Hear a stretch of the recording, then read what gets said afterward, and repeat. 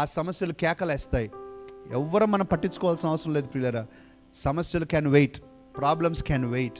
వాటిని ఆ లైన్లో పెట్టాలి. నీ దగ్గరకు వచ్చినప్పుడు, ఆ సమయం వచ్చినప్పుడు దాన్ని డీల్ చేస్తాం. ఆమేన్, ప్రైజ్ ద లార్డ్. ప్రియులారా, రెండు చాలా ప్రాముఖ్యమైన విషయాలు. The attitude to embrace. ఎలాంటి యాటిట్యూడ్ ఉండాలంటున్నాడు యాకోబు? ఒకటి, ఓపికతో ఉండండి, ఓపికతో ఉండండి. రెండవది అంటూ ఉన్నాడు, మహానందమని ఎంచుకోనండి. ఈ రెండు చేస్తే ఏమవుతుంది? మీరు సంపూర్ణతలోనికి వస్తారు. మీరు ఏమీ కొదవలేని వారిగా ఉంటారు. దేవుడు ఎలా మిమ్మల్ని మలచాలని అనుకుంటున్నాడో అలా మీరు మలచబడి ఒక శ్రేష్టమైన వ్యక్తిగా మీరు తయారవుతారు అనే విషయాన్ని ప్రభు మనకు చెప్తా ఉంటూ ఉన్నాడు. ప్రేమని దేవుని బిడ్డలారా, ఈరోజు మీరు, నేను, మనందరం కూడా ఇది ఆలోచించాలి.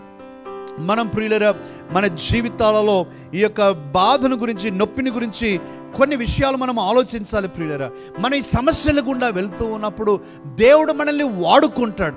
ఈ యొక్క సమస్యల గుండా వెళ్తూ ఉన్నప్పుడు ప్రియులరా, ఆయన మీదనే మనం ఆధారపడాల్సిన పరిస్థితి ఉంటుంది. కాబట్టి మనం ఒక న్యూ మెచ్యూరిటీ లెవెల్లోనికి దేవుడు తీసుకెళ్తాడు. God will take us to a new maturity level because we depend on him. మనం ఆయన మీద ఆధారపడతాం కాబట్టి. అంత మాత్రమే కాదు ప్రియులారా, మనము ఆ సమస్యల్లో ఒక్కసారి మనల్ని మనము పరీక్షించుకోవటానికి కూడా దేవుడు అవకాశం ఇస్తాడు. నేనేమైనా తప్పు చేస్తూ ఉన్నానా? ఇక్కడ నేనేమైనా మిస్ అవుతా ఉన్నానా? నేనేమైనా ఆలోచన విధానంలో ఎక్కడైనా పొరబడుతూ ఉన్నానా? నా వాల్యూస్లో ఏమైనా కాంప్రమైజ్ అవుతా ఉన్నానా? It gives us a chance.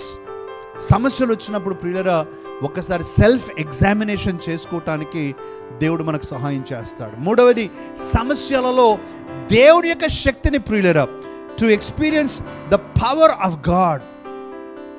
దేవుని యొక్క శక్తిని అనుభవించడానికి మనకు ఒక గొప్ప అవకాశం ప్రియులారా.